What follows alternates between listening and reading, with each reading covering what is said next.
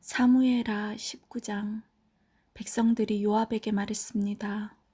왕이 압살롬 때문에 너무 슬퍼하며 울고 계십니다.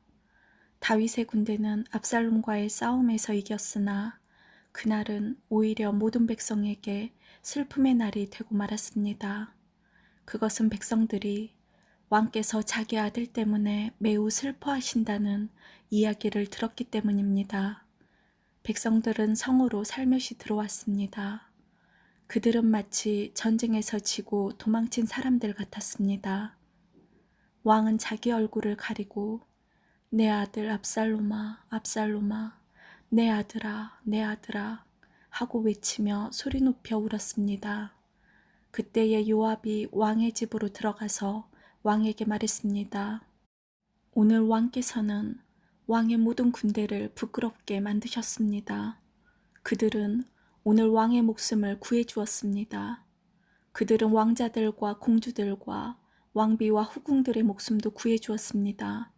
그런데도 왕께서는 왕을 미워하는 사람을 사랑하시고 왕을 사랑하는 사람들을 미워하심으로 그들을 부끄럽게 만드셨습니다. 오늘 왕께서는 왕의 지휘관들과 군인들이 왕에게는 있으나 마나한 사람들이라는 사실을 분명하게 보여주셨습니다. 압살롬이 살고 우리가 모두 죽었더라면 왕께서는 오히려 기뻐하셨을 것입니다. 자, 이제는 나가셔서 왕의 종들을 격려해 주십시오. 살아계신 여호와께 맹세드리지만 왕께서 나가지 않으시면 오늘 밤에 왕의 곁에 남아있을 사람은 아무도 없을 것입니다.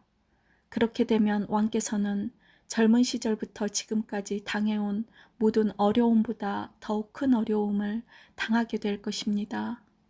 이 말을 듣고 왕은 성문으로 나갔습니다. 그러자 왕이 성문에 나왔다는 소식이 퍼졌고 모든 사람들이 왕을 보러 나왔습니다. 압살롬을 따랐던 모든 이스라엘 사람들은 자기 집으로 도망쳤습니다.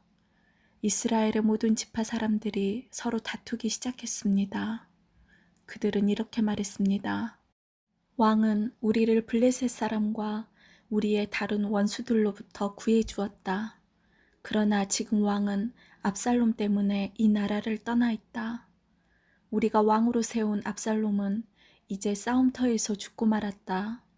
우리는 다시 다윗을 왕으로 세워야 한다. 다윗 왕은 제사장 사독과 아비아달에게 사람을 보내어 이렇게 말했습니다. 유다의 장로들에게 말하시오. 나는 내 집에서도 모든 이스라엘 백성들이 왕을 왕궁으로 다시 모셔오자고 말하는 소리를 들었소. 그런데 그대들은 어찌하여 왕을 왕궁으로 모시는 일에 가만히들 있는 거요. 그대들은 나의 형제요. 나의 집안 사람들이요. 그런데 어찌하여 그대들은 왕을 다시 모시는 일에 아무 말이 없소. 그리고 압살롬을 따랐던 아마사에게 말하시오. 그대는 내 집안 사람 중 한 사람이요. 내가 그대를 군대의 사령관으로 삼겠소. 만약 내가 요압 대신 그대를 군대의 사령관으로 임명하지 않는다면 하나님께서 나에게 벌을 주셔도 좋소. 다윗이 모든 유다 백성의 마음을 움직였습니다. 유다 백성은 하나같이 마음이 모아졌습니다. 그들은 왕에게 사람을 보내어 이렇게 말했습니다. 모든 신하들과 함께 돌아오십시오. 그리하여 왕이 요단강까지 돌아왔을 때 유다 사람들은 길갈로 와서 왕을 맞이했습니다. 그들은 왕이 요단강을 건너는 것을 도와주려 했습니다. 게라의 아들 시므이는 베냐민 사람이었습니다. 시므이는 바후림에 살았습니다. 시므이는 유다 사람들과 함께 서둘러 내려와서 다윗 왕을 맞이했습니다.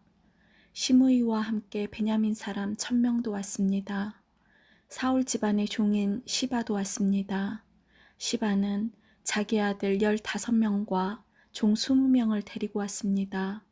그들은 모두 서둘러 요단강으로 내려가서 왕을 맞이했습니다. 사람들은 요단강을 건너서 왕의 가족이 유다로 돌아오는 것을 도와주었습니다. 그들은 왕의 마음이 기쁘도록 애를 썼습니다. 왕이 강을 막 건너려 할 때에 게라의 아들 시므이가 왕에게 나아왔습니다. 시므이는 얼굴을 땅에 대고 왕 앞에 절을 했습니다. 시므이가 왕에게 말했습니다. 내 주여, 저의 죄를 마음에 품지 말아 주십시오. 왕께서 예루살렘을 떠나셨을 때 제가 저지른 죄를 기억하지 말아 주십시오. 저의 죄를 제가 압니다. 그래서 요셉의 집안 중에서 제가 제일 먼저 내려와서 왕을 모시는 것입니다. 내 주 왕이시여. 그러나 수루야의 아들 아비새가 말했습니다. 시므이는 죽여야 합니다. 시므이는 여호와께서 기름 부어 세우신 왕을 저주했습니다. 다윗이 말했습니다. 수루야의 아들들이여, 이 일이 그대들과 무슨 상관이 있소? 그대들은 오늘 나와 원수가 되려 하고 있소. 오늘은 이스라엘에서 아무도 죽임을 당하지 않을 것이오. 오늘은 내가 이스라엘의 왕이 된 날이 아니오. 그리고 나서 왕이 시므이에게 말했습니다. 너는 죽임을 당하지 않을 것이다. 왕은 이처럼 시므이에게 약속을 했습니다. 사울의 손자인 무비보셋도 다윗 왕을 맞이하러 내려왔습니다. 무비보셋은 왕이 예루살렘을 떠난 날부터 평안히 돌아올 때까지 발도 씻지 않고 수염도 깎지 않고 옷도 빨지 않았습니다. 무비보셋이 예루살렘에서 왕을 맞으러 왔습니다. 왕이 무비보셋에게 물었습니다. 무비보셋아, 너는 어찌하여 나와 함께 가지 않았느냐? 무비보셋이 대답했습니다. 내 주여, 저의 종 시바가 저를 속였습니다. 저는 시바에게 나는 다리를 저니 나귀의 안장을 채워다오. 나귀를 타고 왕을 따라가겠다 하고 말했습니다. 그러나 시바는 저를 속이고 저에 대해 왕께 거짓말을 했습니다. 내 주 왕이시여, 왕께서는 하나님이 보내신 천사와도 같으신 분입니다. 그러니 왕께서 판단하시기에 옳은 대로 결정하십시오. 제 아버지의 모든 집안은 내 주 왕 앞에서 죽어 마땅했으나 왕께서는 저를 왕의 식탁에서 함께 먹는 사람들 가운데 앉혀주셨습니다. 그러니 이제 저는 왕께 더 바랄 것이 없습니다. 왕이 무비보셋에게 말했습니다. 그만두어라. 너와 시바가 땅을 나누어 가져라. 무비보셋이 왕에게 말했습니다. 시바에게 땅을 다 주십시오. 저는 내 주 왕께서 집에 평안히 돌아오신 것만으로도 만족합니다. 길르앗 사람 바르실레가 로굴림에서 왕을 배웅하기 위하여 요단에 왔습니다. 바르실레는 80살이나 된 아주 늙은 사람이었고 아주 부자였습니다. 바르실레는 다윗이 마하나임에 머물러 있을 때 왕을 돌보아 주었습니다. 다윗이 바르실레에게 말했습니다. 나와 함께 강을 건너서 예루살렘으로 갑시다. 그러면 내가 그대를 돌보아 드리겠소. 그러나 바르실레가 왕에게 대답했습니다. 제 나이가 얼마인지 아십니까? 제가 왕과 함께 예루살렘으로 갈 수 있다고 생각하십니까? 제 나이가 80살입니다. 저는 먹고 마셔도 맛을 모를 만큼 늙었습니다. 저는 젊은 남자와 여자가 노래를 해도 그 소리를 알아들을 수 없을 만큼 늙었습니다. 그러니 저와 같은 사람에게 마음을 쓰지 마십시오. 저는 왕에게 상을 받을 자격이 없습니다. 왕을 모시고 요단강을 건너기는 하겠습니다. 하지만 그 다음에는 다시 돌아가서 제가 사는 성에서 죽음을 맞이할 수 있게 해주십시오. 제 부모님의 무덤 가까운 곳에서 죽게 해주십시오. 하지만 여기 왕의 종 기맘이 있습니다. 내 주 왕이시여, 제 아들 기맘을 데리고 가셔서 왕께서 좋으실 대로 하십시오. 왕이 대답했습니다. 기맘을 데리고 가겠소. 그대가 원하는 것이라면 무엇이든지 기맘에게 해주겠소. 그리고 그대가 내게 원하는 것도 다 그대에게 해주겠소. 모든 백성은 요단강을 건너갔습니다. 왕도 바르실레에게 입맞추고 그에게 축복한 뒤 강을 건넜습니다. 바르실레는 자기 집으로 돌아갔습니다. 왕이 요단강을 건너 길갈로 갈 때에 기맘도 함께 갔습니다. 유다의 모든 백성과 이스라엘의 백성 절반이 왕을 모시고 나아갔습니다. 이스라엘의 모든 백성이 왕에게 나아와 불평했습니다. 우리 형제인 유다 사람들이 우리와 의논도 없이 왕과 왕의 가족들과 신하들을 요단강 건너편으로 건네주었다는데 그들이 이럴 수 있습니까? 유다의 모든 백성이 이스라엘 사람들에게 대답했습니다. 우리가 이 일을 한 까닭은 왕이 우리의 가장 가까운 친척이기 때문이요. 왜 이 일에 대해 화를 내시오? 우리는 왕의 음식을 축내지도 않았소. 왕이 우리에게 선물을 주신 일도 없소. 이스라엘 사람들이 유다 백성에게 대답했습니다. 이 나라 안에서 우리의 지파수는 열이나 되오. 그러므로 우리는 여러분보다 다윗 왕에게 더 많은 것을 요구할 수 있소. 그런데 한 지파밖에 안 되는 여러분은 우리를 무시했소. 우리의 왕을 다시 모시는 일에 대해 어째서 우리와 먼저 상의하지 않았소. 그러나 유다 사람들은 이스라엘 사람들보다 더 강력하게 말을 했습니다. 20장 비그리의 아들이며 이름이 세바인 남분꾼이 있었습니다. 세바는 베냐민 지파 사람이었습니다. 세바는 나팔을 불면서 이렇게 말했습니다. 우리는 다윗과 상관이 없다. 우리는 이새의 아들에게서 얻을 것이 없다. 이스라엘 백성아 모두 자기 집으로 돌아가자.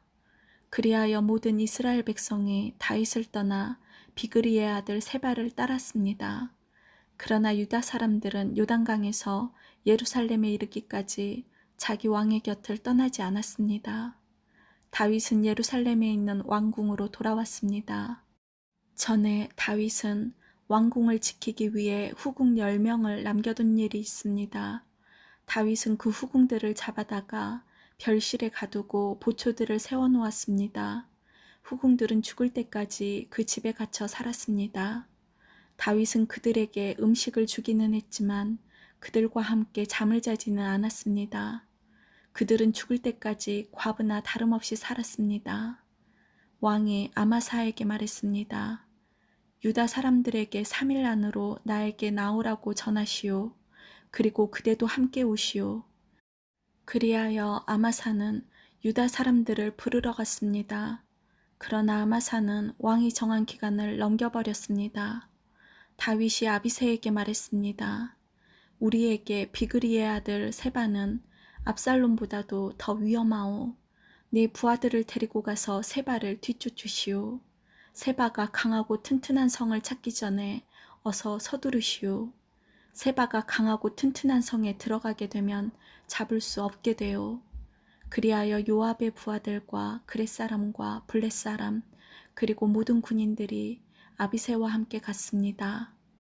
그들은 예루살렘에서 나와 비그리의 아들 세바를 뒤쫓았습니다. 요압과 그 군대가 기브온의 커다란 바위에 이르렀을 때 아마사가 나와서 요압을 맞이했습니다. 그때 요압은 군복을 입고 있었고 허리에는 띠를 차고 있었습니다. 그 띠에는 칼집이 있었고 칼집 안에는 칼이 들어 있었습니다. 요압이 앞으로 나서면서 그 칼집을 풀어놓았습니다. 요압이 아마사에게 말했습니다. 형님, 모든 일이 평안하시오. 그러면서 요압은 오른손으로 아마사의 수염을 잡고 입을 맞추었습니다. 아마사는 요압의 손에 칼이 있으리라고는 생각도 못했습니다. 요압은 칼을 아마사의 배에 찔러 넣었습니다. 그러자 아마사의 창자가 땅 위에 쏟아졌습니다. 아마사는 그 자리에서 죽었기 때문에 요압이 다시 아마사를 칼로 찌를 필요가 없었습니다. 그리고 나서 요압과 그의 동생 아비새는 계속해서 비그리의 아들 세바를 뒤쫓았습니다. 요압의 부하 중 한 사람이 아마사의 시체 곁에 서 있다가 말했습니다. 요압과 다윗 편에 있는 사람은 요압을 따르도록 하여라. 아마사는 피투성이가 된 채 길 한가운데 쓰러졌습니다. 요압의 부하들은 지나가는 사람마다 그 시체를 보려고 멈추는 것을 보고 아마사의 시체를 길에서 끌어다가 들에 놓아두었습니다. 그리고 그 시체를 옷으로 덮어주었습니다. 아마사의 시체가 길에서 치워지자 모든 사람들이 요압을 따라갔습니다. 그들은 요압과 함께 비그리의 아들 세바를 뒤쫓았습니다. 세바는 이스라엘의 모든 지파 가운데로 이리저리 다니다가 벳마아가의 아벨로 갔습니다. 모든 베림 사람들도 와서 세바의 뒤를 따라갔습니다. 요압과 그의 부하들도 벳마아가의 아벨로 가서 그곳을 에워쌌습니다.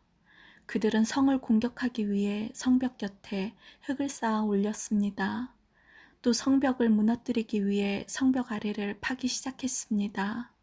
그런데 어떤 지혜로운 여자가 성에서 소리를 질렀습니다. 제 말씀을 들어보십시오. 요압에게 이리로 좀 와달라고 해주십시오. 드릴 말씀이 있습니다. 그래서 요압이 여자가 있는 쪽으로 왔습니다. 여자가 요압 장군이십니까? 하고 물었습니다.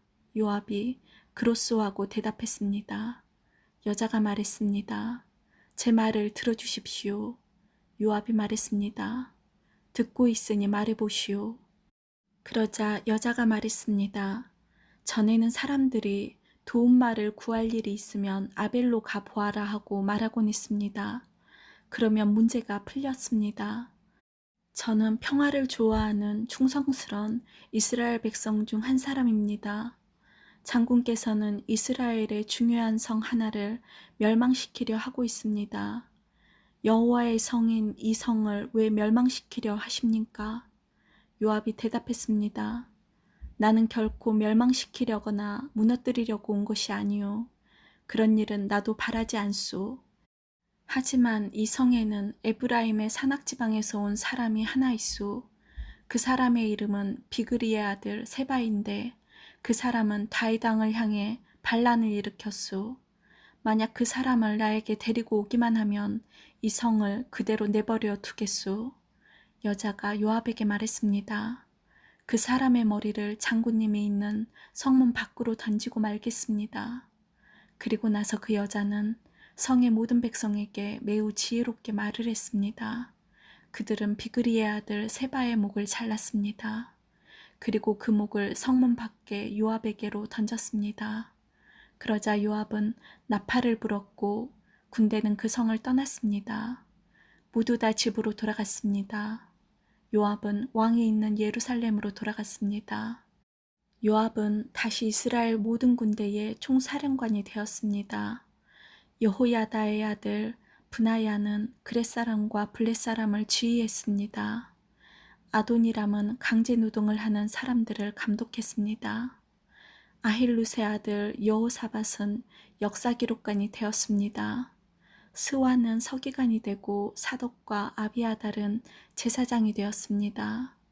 야일 사람이라는 다윗의 제사장이 되었습니다. 21장 다윗이 왕으로 있을 때에 기근이 있었습니다. 기근은 3년 동안 계속되었습니다. 그래서 다윗은 여호와께 기도를 드렸습니다. 여호와께서 대답해 주셨습니다. 사울과 그의 집안 때문에 기근이 생긴 것이다. 사울이 기브온 사람들을 죽였기 때문이다. 다윗 왕은 기브온 사람들을 불러 모아 그들에게 물었습니다. 기브온 사람들은 이스라엘 백성이 아니었습니다. 그들은 살아남은 아모리 사람의 한 무리였습니다. 전에 이스라엘 사람들은 기브온 사람들을 해치지 않기로 약속을 했었습니다.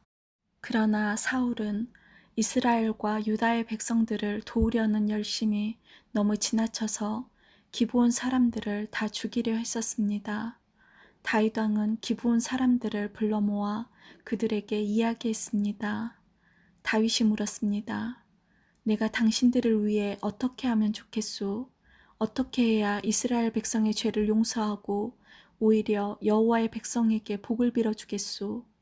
기브온 사람들이 다윗에게 대답했습니다. 사울과 그의 지방과 우리 사이의 문제는 금이나 은으로 해결할 수 없는 문제입니다. 이것은 사람의 목숨으로 보상될 문제입니다.